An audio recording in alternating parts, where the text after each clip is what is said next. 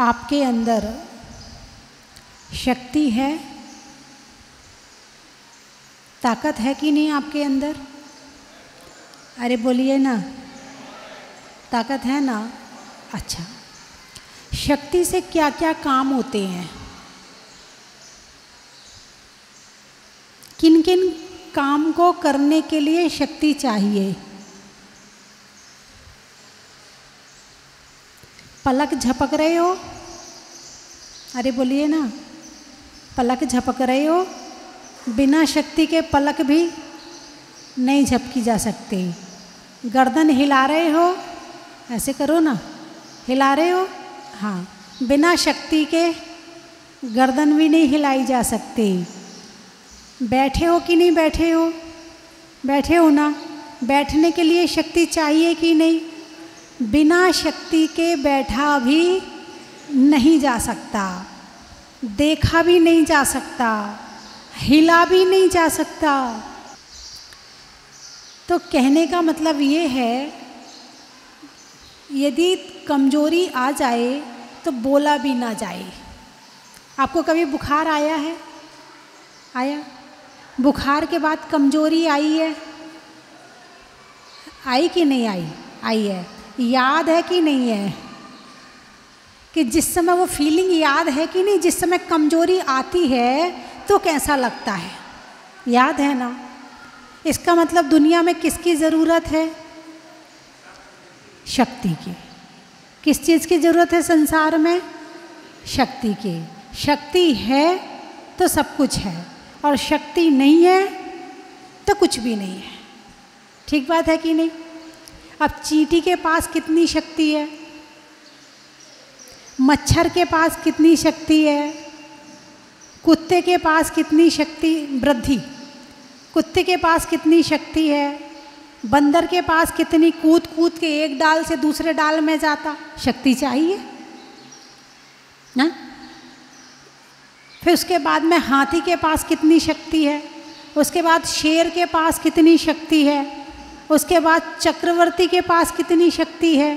उसके पास फिर सौधर्मेंद्र के पास कितनी शक्ति है? देवताओं के पास कितनी शक्ति है? बढ़ती गई, बढ़ती चली गई। और जिसकी जितनी शक्ति, वो उतना दूसरों पर शासन करता है। क्या करता है? सौधर्मेंद्र स्वर्ग में शासन कर रहा है, शेर जंगल में शासन कर रहा है, चक्रवर्ती 6 खंड पे शासन कर रहा है। ताकत है तो शासन है, ताकत नहीं है तो शासन भी गया।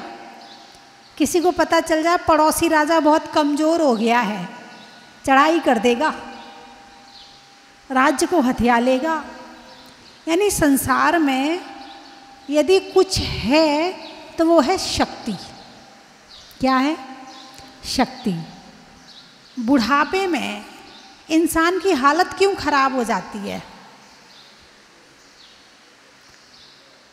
अरे बोलिए ना, बुढ़ापे में इंसान की हालत क्यों खराब हो जाती है?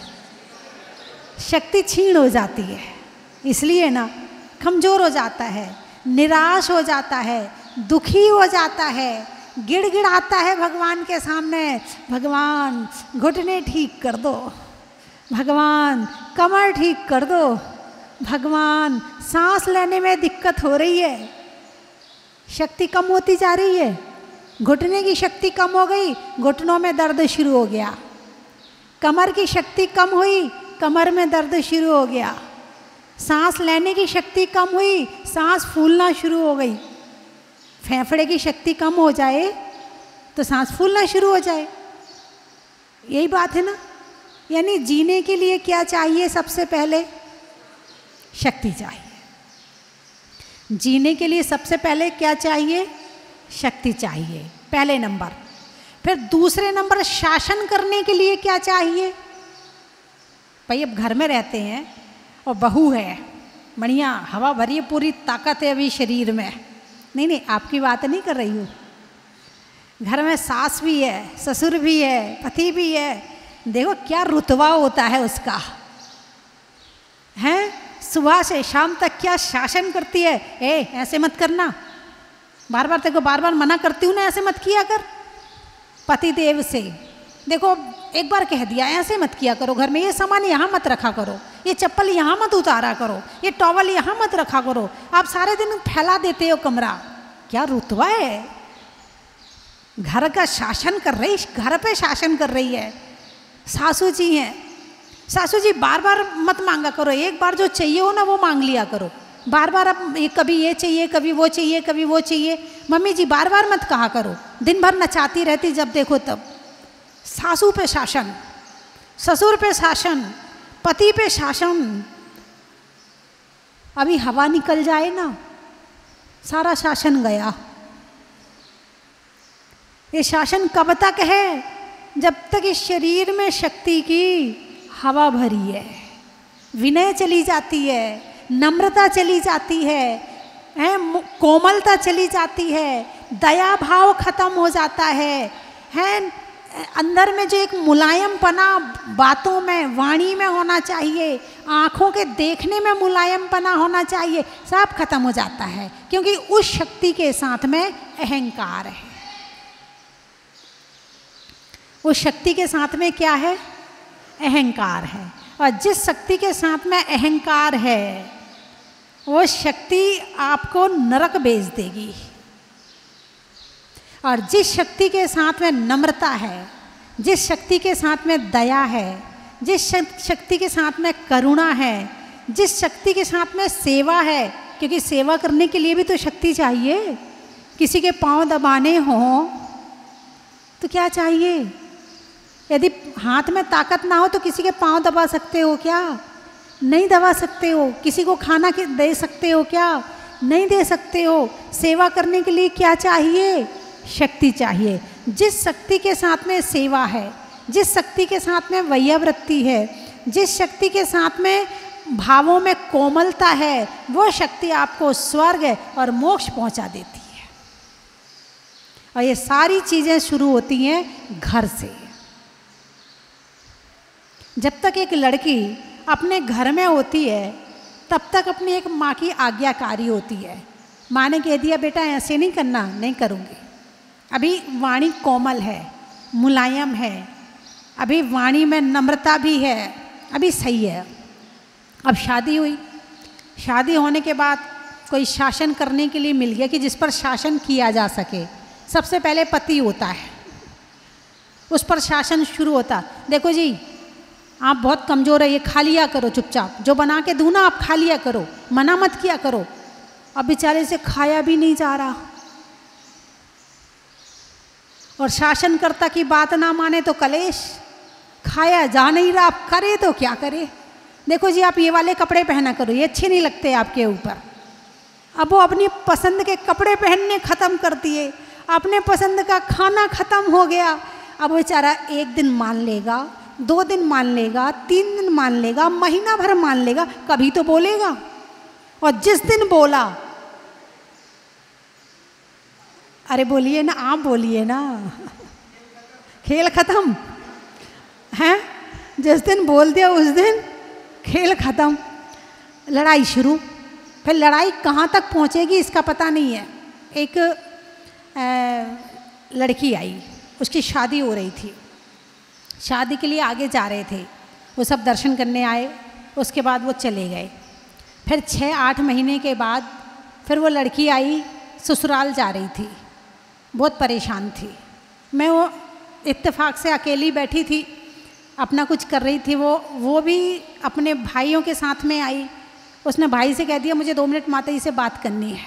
मैं उसको पहले से जानती थी।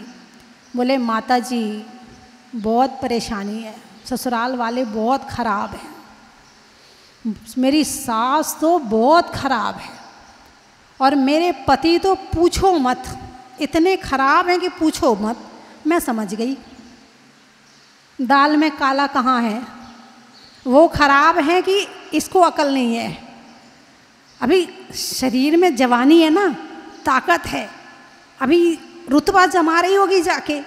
भाई जाके पहले जड़ तो जमा, तूने जड़ तो जमाई नहीं उस घर में, और रुतबा जमाने लगी। जो लड़की अगले घर में जाके जड़ जमाने के पहले रुतबा जमाने लगे, वो उसका पत्ता साफ हो जाता है। पहले जड़ जमाओ, जब जड़ जमाओगी तो सारे तुम्हारे हिसाब से चलेंगे। अब हुआ यूं, अब वो तो रोने लगी। मैंने कहा हुआ क्या, ये तो बताओ। मैं उसके मुंह से सुनना चाहती थी, समझ तो मैं सारा गई थी, क्योंकि ये तो बड़ी कॉमन सी बात है, उसी उम्र के साथ में समझ में आएगा। मैंने बहुत सारे प्रैक्टिकल देख रखे हैं। तो मैंने कहा हुआ क्या बताओ तुम। बोले सास देखो तो ये नहीं बनाना, वो नहीं बनाना, ऐसे नहीं करना, वैसे नहीं करना। पति देखो तो वो डांटता रहता है। मैंने कहा तुम रसोई बनाती हो। बोले हाँ, रसोई मेरे ही हाथ में है। मैंने कहा तुम सास से पूछ के बनाती हो या अपने हिसाब से बनाती हो। बोले जो मेरी इच्छा होती है वो बनाती हूँ मैं, उसमें पूछने वाली क्या बात है। जो मेरी इच्छा होगी वो मैं बनाऊंगी। रसोई मैं बना रही हूँ तो मेरे हिसाब से रसोई चलनी चाहिए, रुतबा। मैंने कहा नहीं। मैंने कहा भोजन कितने लोग करते हैं घर के। बोले सब लोग करते हैं, फिर भी उसमें मिस्टेक निकाल देते हैं, फिर भी गलतियाँ निकालते रहते हैं। ये क्यों नहीं बनाया, वो क्यों नहीं बनाया, ये ऐसे क्यों बना दिया। मैंने कहा एक काम करो, तुम मेरी बात मानोगी। बोले मानूंगी। तुम अब जब भी भोजन बनाओ तो भोजन बनाने के पहले रसोई में आधा घंटा जाने के पहले सास के पास बैठ जाना। माँ जी आज क्या बनाऊं और कैसे बनाऊं, आपकी पसंद का बनाऊंगी, आप जो कहोगी वो बनाऊंगी। तुम 1 साल के लिए नियम ले लो कि सास जो कहेगी मैं वो ही करूंगी। बोले ठीक है, अब जो कहोगी करना पड़ेगा क्योंकि इतनी दुखी हूँ। मैंने कहा पति पर भी तुम पूरा शासन रखती हो, इतने बजे लौट के आ जाना, ऐसे करना, कहाँ गए थे, ये क्यों नहीं किया, ऐसे करना, सारे दिन उसके तुम पीछे लगी रहती। बोले हाँ। मैंने कहा ये बिल्कुल बंद कर दो और जो भी कहो प्यार से कहो। बोले मुझे तो गुस्सा आ जाता है, फिर तो मैं तो चिल्लाने लगती हूँ उसके ऊपर। तो मैंने कहा तुम जितना चिल्लाओगी उतना दूर, और जितना तुम मीठा बोलोगी, प्रेम से बोलोगी, मनुहार से बोलोगी, जितने अच्छे से बोलोगी उतना पास। बोले ठीक है। अब सबसे अच्छी बात तो ये कि बनाना क्या है, वैसे तो उसे बहुत दिमाग खर्च करना पड़ता था। अब सास से पूछ लिया तो अपना दिमाग भी खर्च नहीं करना पड़ता, जो कहा सो बना दिया। कमी निकली तो तुम्हारी, मेरी थोड़ी है। फिर ये क्यों नहीं बनाया, भाई सासू जी ने जो कहा, जो मम्मी जी ने कहा वो मैंने बना दिया, मुझसे मत कहो। अब बाजा किसके सिर पे बजेंगे, सासू के सिर पे। यदि आपको अपने सिर पे बाजे ना बजवाने हो तो पूछ के काम शुरू कर दो। घर में बेटा भी, बेटा सब्जी, ये वाली सब्जी बना लूं, बेटा ये बना लूं, नहीं तो बाद में वही बाजा बजाएगा। ऐसा होता है कि नहीं। आधी लड़ाई तो इसी में ही शांत हो गई उसकी। आधी जो पति से मैंने कहा था कि ऐसे उस पर चिल्लाना मत, उसको डांटना मत, उसकी पसंद का भोजन कराना, उसके पसंद के कपड़े देना पहनने के लिए, उसे ज़्यादा प्रश्न मत करना। 1 साल तक उसने ऐसे ही किया। फिर वो आई, बोले माता जी थैंक यू। मैंने कहा क्यों, क्या हुआ। बोले सब ठीक हो गया, सब बढ़िया हो गया, कोई दिक्कत नहीं है घर में। एक बार एक संत के पास एक पत्नी आई, बहुत परेशान थी, बहुत परेशान थी। पति मेरी बात नहीं मानता है, मेरी सुनता नहीं है, कभी कभी मार भी देता है, पीट भी देता है, बहुत परेशान करता है। तो संत ने कहा एक काम कर, एक शेर की मूंछ का बाल लेके आ। उस संत पर सबको बड़ा विश्वास था। अब महिला ने कहा चाहे कुछ भी करना पड़े, मैं इन्हें शेर की मूंछ का बाल ला के दूंगी ज़रूर। अब वो जंगल में गई, मीठे मीठे भजन गाने शुरू कर दिए, बढ़िया आवाज़ में उसने गीत गाने शुरू कर दिए। आसपास में जो पशु पक्षी थे वो भी आके बैठने लगे, सबके लिए दाना वाना भी ले जाती। उसके बाद धीरे धीरे वो एक शेर था जंगल में। अब कभी कभी मीठी बात सुन के शेर भी मुलायम हो जाता है। क्या होता है, शेर भी मुलायम हो जाता है। अब वो शेर भी उसके भजन गीतों में आके बैठने लगा, सब खो जाते उसी के भजन गीतों में। धीरे धीरे शेर से भी दोस्ती हो गई है, उसके पसंद का कभी उसके लिए कुछ बना के ले जाती, कभी उसके लिए कुछ बना के ले जाती, उसको खिलाती शेर को। तो शेर को जब किसी भी जीव को प्यार किया जाए, प्रेम से रखा जाए, तो हिंसक भी अहिंसक हो जाता है। इतना तो आप जानते हैं ना। वो शेर भी उसके वश में हो गया। अब एक दिन उसने मौका देख के उसकी शेर की मूंछ का बाल काट लिया और संत के पास गई और संत के पास जाके कहा, महाराज आपने कहा था शेर की मूंछ का बाल लाना, मैं ले आई, अब बताओ क्या करना है। बोले बस काम हो गया। क्या हो गया काम? बोले जो क्रिया तूने शेर के साथ में करी है वही क्रिया तू अपने पति के साथ करने लग, पति तेरे वश में हो जाएगा। एक बार हम गुरुजी के चरणों में बैठे हुए थे, बहुत सारे लोग बैठे थे, तो एक महिला आकर के अपने पति की बुराई करने लगी। तो मैंने कहा हाँ, पुरुष होते ही इतने कठोर है, पुरुषों के अंदर हृदय भी बहुत कठोर वाला होता है। तो हमारे गुरुजी बोले पुरुष सबसे भोला प्राणी है संसार का। मैंने कहा कैसे, ये आपने उल्टी बात कैसे करती गुरुजी? बोले यदि पत्नी दिमाग वाली हो तो अपने उंगलियों के इशारे पे नचा सकती है, केवल उसे नचाने का तरीका आना चाहिए। तुम चाहो डंडा से नचाओ तो वो डंडे से नाचने वाला नहीं है, और वैसे तुम्हारे अंदर अकल हो तो तुम्हारे इशारे पे घूम सकता है। बात तो सही है, बिल्कुल सही कह रहे हैं। तो बात चल रही थी शक्ति की, कि संसार में जीने के लिए शक्ति चाहिए। पहले खुद को जीने के लिए शक्ति चाहिए, फिर शासन करने के लिए शक्ति चाहिए। अब अकल बड़ी या भैंस? अरे बोलिए ना, अकल बड़ी या भैंस? अकल बड़ी है। अच्छा, एक अकल वाला 100 भैंसों को संभाल सकता है, एक अकल वाला 100 भैंसों को पाल सकता है। इसका मतलब अकल बड़ी है ना। तो शासन करने के लिए क्रोध चाहिए, शक्ति चाहिए या दिमाग चाहिए? अरे बोलिए ना। अक्सर लोगों की शिकायत घर वालों में होती है, ये मेरी बात नहीं मानते हैं, ये बच्चे मेरी बात नहीं मानते हैं, ये मेरी सुनते नहीं है। मैंने कहा इनको सुनाई कम पड़ता है क्या? नहीं नहीं, मेरी बात को समझ जाओ। सुनते नहीं है, सुनते तो हैं मगर सुनते नहीं है, मानते नहीं है। तो ये सारा खेल इसका है। किसका है? शक्ति कहाँ से आती है? यहाँ से। शरीर की शक्ति ज़्यादा चाहिए या इसकी शक्ति ज़्यादा चाहिए? एक लेबर को कितने रुपए दिन मिलते हैं? जो तसला उठा के यहाँ से वहाँ डालता है, जो पीठ पे बोरियाँ उठा उठा के यहाँ से वहाँ पटकता है, उसे कितने रुपए दिन मिलते हैं? 400, 300 बहुत है, ठीक है। उससे ज़्यादा जो दीवार खड़ी करता है, प्लास्टर करता है, उसको कितने मिलते हैं? उससे ज़्यादा मिल जाते हैं। फिर उसमें जो डिज़ाइनिंग करता है उसको कितने मिलते हैं? उससे ज़्यादा मिलते हैं।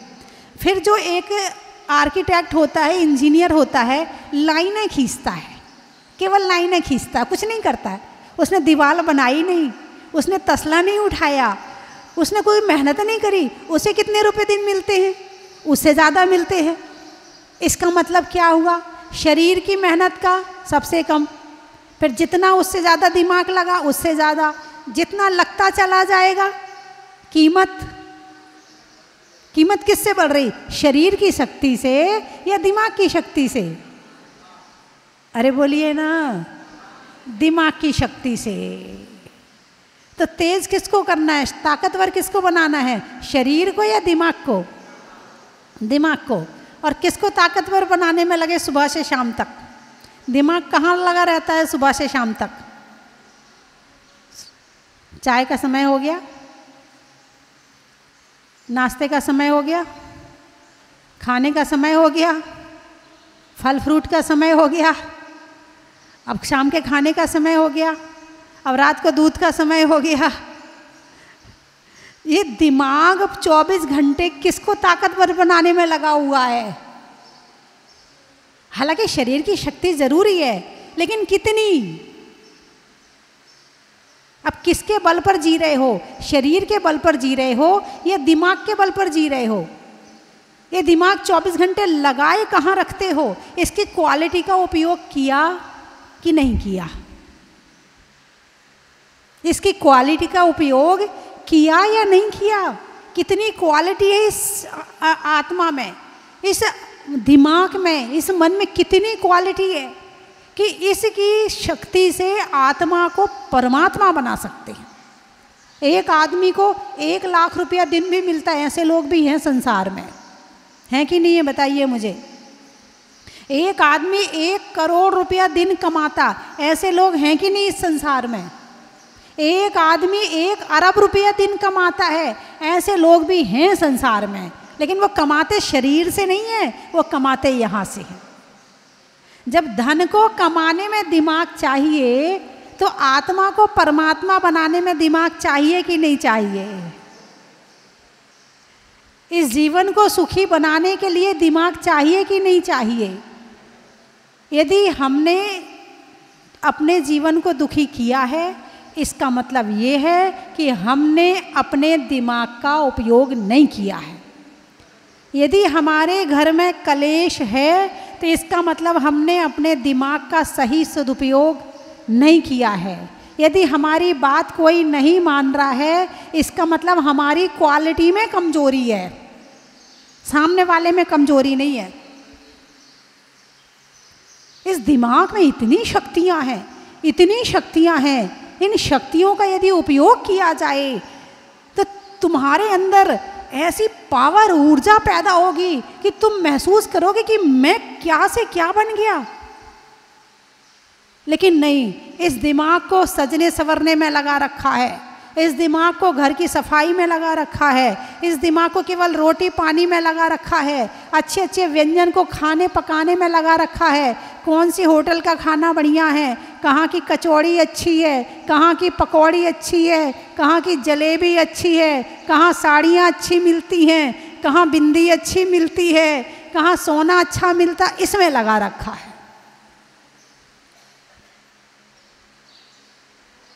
बोलिए ऐसा है या नहीं है?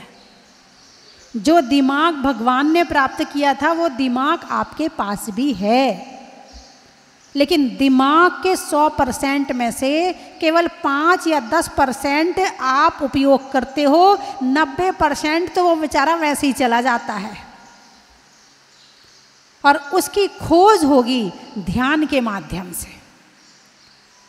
ये बाहर की शक्तियाँ बहुत सामान्य शक्ति हैं, बहुत सामान्य शक्ति हैं। आत्मा में दिव्य शक्ति हैं। कौन सी दिव्य शक्तियाँ हैं? दिव्य, अलौकिक, जो इस संसार से प्राप्त नहीं की जा सकती। संसार में लोग कभी धन इकट्ठा करके शक्ति बढ़ाते हैं, कभी जिम जाके शक्ति बढ़ाते हैं। जिम जाते नहीं जाते? क्यों जाते हैं जिम? ताकतवर होने के लिए, फाइटिंग करने के लिए, युद्ध करने के लिए। अरे दिमाग वाला हो तो अच्छे अच्छे पहलवानों को हरा देगा। दिमाग वाला चाहिए। इस दिमाग का जिसने सदुपयोग कर लिया वो कुछ बन गया, और जिसने इस दिमाग का सदुपयोग नहीं किया, केवल शरीर में ही लगाए रखा, केवल उठने बैठने में लगाए रखा। उठने बैठने का मतलब समझ गए? उसके यहाँ बैठने जाना है, उसके यहाँ उठने जाना है, समझ गए ना? मरण परण उसमें जाना है। तो इस दिमाग को केवल नोट गिनने में मत लगाओ। धन जीवन जीने के लिए है, धन सब कुछ नहीं है। धन के बाद भी कुछ घंटे ऐसे निकालो जो हमारे अंदर दिव्य शक्तियां छुपी हुई हैं वो प्रकट हो, और वो होंगी ज्ञान से, वो होंगी ध्यान से। जितना जितना ज्ञान करेंगे जितना जितना ध्यान करेंगे उतने उतने अंदर आत्मा की शक्तियाँ प्रकट होंगी। इष्टोपदेश के इस श्लोक की चर्चा में चल रहा है कि योगी एकांत की इच्छा करता है, निर्जन स्थान की इच्छा करता है। क्यों? वहाँ बैठकर वो ध्यान लगा सके। और ध्यान लगाने से क्या होगा? अंदर की दिव्य शक्तियाँ प्रकट हो जाएंगी। ये भीड़ में प्रकट होने वाली नहीं है, भीड़ में ध्यान होने वाला नहीं है। सीखना तो हो सकता है भीड़ में, क्यों भाई कैंप लगाते हैं, शिविर लगाते हैं, है ना। अभी 10 लाखड़ी में भी शिविर लगेगा, उसमें भी ध्यान सिखाया जाता है, ध्यान कैसे किया जाता है, ध्यान कराया जाता है, तो उसमें जीवन कैसे जिया जाता सारा सिखाया जाता है।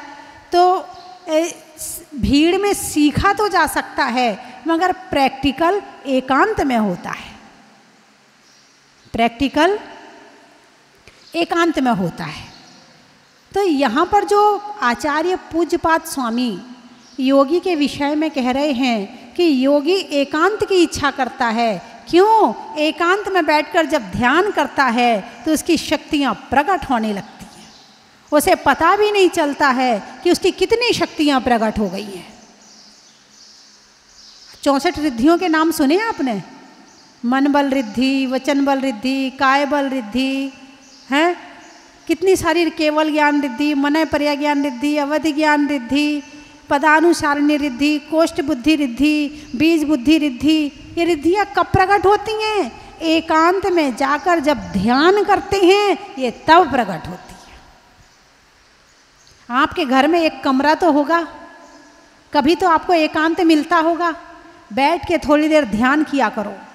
6 महीने बाद आप देखना कि आपके अंदर में एक नई ऊर्जा आ गई है, नई शक्ति पैदा हो गई। एक दिन में मत कर लेना, एक दिन में तो स्थिरता भी नहीं बनेगी। नहीं तो आप सोचो माता जी ने कहा था ध्यान से शक्ति मिलती है। जरा साल 6 महीने करना लगातार, उस वहाँ तक पहुँचने का प्रयास करना जहाँ से ध्यान किया जाता है, वहाँ तक आप एक दिन में पहुँचने वाले नहीं हो। तो आप अपने घर में बैठकर 10 मिनट ध्यान करना, और ध्यान में क्या करना वो मैं आपको कई बार बता चुकी हूँ, कई बार बता चुकी हूँ। यूट्यूब पर प्रवचन पड़े हुए हैं, ध्यान के प्रवचन भी हैं, उसमें मैं कई बार बता चुकी कि ध्यान कैसे किया जाता है और ध्यान में क्या किया जाता है। आप वहाँ से देख लेना, वहाँ से सुन लेना। तो ध्यान जब आप करेंगे, करना कुछ नहीं, ध्यान में शरीर का काम है, आँख बंद करके बैठो, हो गया ध्यान। लेकिन दिमाग को काम करना है इसमें, है ना। मेरी बात आपके समझ में आ गई? अरे बोलिए ना, आ गई। शक्ति प्राप्त करना है, शक्ति प्राप्त करना है, क्या करना पड़ेगा? ज्ञान, और जो ज्ञान में प्राप्त किया है उसका ध्यान। वैसे ज्ञान तो बहुत है आपके पास, ज्ञान की कमी नहीं है। अभी कोई दुखी हो रहा हो तो समझाने बैठ जाओगे, जो दूसरों को समझा रहे ना, ध्यान में बैठ के बस खुद को समझाना है, बस वो ही करना और कुछ नहीं करना है, खुद को ही समझाना। दूसरे से कहते ना गुस्सा मत किया कर, खुद को समझाना गुस्सा मत किया कर। दूसरे से कहते ना अरे ऐसे मत बोला कर, खुद को समझाना अरे ऐसे मत बोला कर। दूसरे से कहते ना ध्यान से पढ़ा कर, खुद को समझाना जरा ध्यान से स्वाध्याय किया कर। ध्यान में बैठ के यही करना है, खुद को सुधारने का मतलब है ध्यान। ठीक है, बंद करूं? अरे बोल नहीं, और सुनाऊं? नहीं नहीं, अब आप सुन लेना। आप तो बहुत पुण्यशाली जीव हैं, इस समय के टीवी में सुन सकते हैं, यूट्यूब पर सुन सकते हैं, अब तो जहाँ देखो वहाँ से सुन सकते हैं, है ना। हाँ, शाम को तो सुनते होंगे आप लोग, 5:40 पर पारस चैनल में सुनते हैं ना। हाँ, बस आपके घर रोज़ आती हूँ मैं। हाँ, रोज़ आती हूँ, रोज़ शाम को आती हूँ। अब दरवाज़ा कितने लोग खोलते हैं वो देखो, आती तो रोज़ हूँ मैं। अब दरवाज़ा खोलते कि नहीं खोलते आप, है ना। चलिए, मैं 3 चीज़ें बोलूँगी, आपको कहना बड़ा ही महत्व है।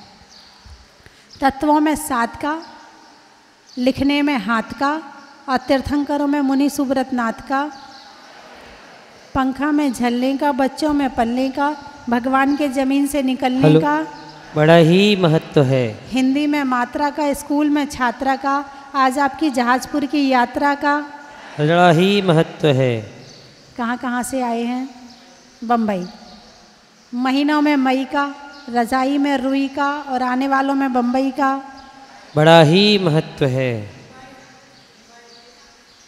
पीसागन, अच्छा, सोचने के लिए मन का, सोचने के लिए मन का और मन को रहने के लिए तन का, बड़ा और ही आने वालों में महत्व। पीसागन का बड़ा ही महत्व है। जयपुर। गाने में सुर का, रिश्तों में ससुर का और आने वालों में जयपुर का बड़ा ही महत्व है। भिलूड़ा, अच्छा, भोजन में बड़ा का, गर्मी में घड़ा का और आने वालों में भिलूड़ा का बड़ा ही महत्व है। गुरुओं के आशीर्वाद का, नहीं होने में विवाद का और आने वालों में अहमदाबाद का बड़ा ही महत्व है।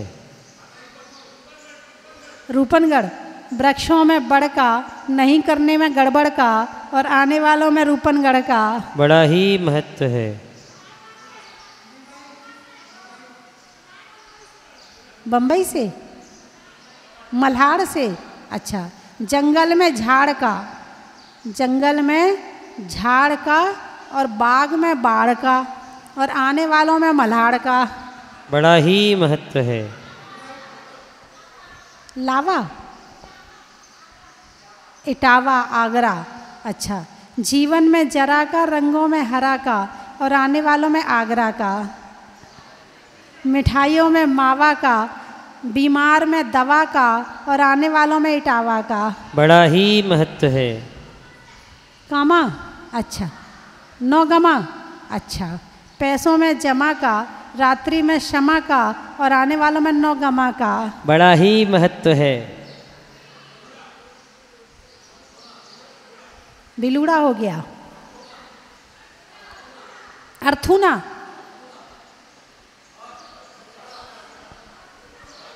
अर्थुना, हाँ, पान में चूना का, शहरों में पूना का और आने वालों में अर्थुना का बड़ा ही महत्व है। निवाई, बाल कटाने में नाई का, बरसात में काई का और आने वालों में निवाई का बड़ा ही महत्व है। बांसवाड़ा, जनवरी में जाड़ा का, महिलाओं में कड़ा का और आने वालों में बांसवाड़ा का बड़ा ही महत्व है। भिलूड़ा हो गया, बोल दिया। दूधू, दूधू, अच्छा, दिखाने में जादू का, घर में दादू का और आने वालों में दूधू का बड़ा ही महत्व है।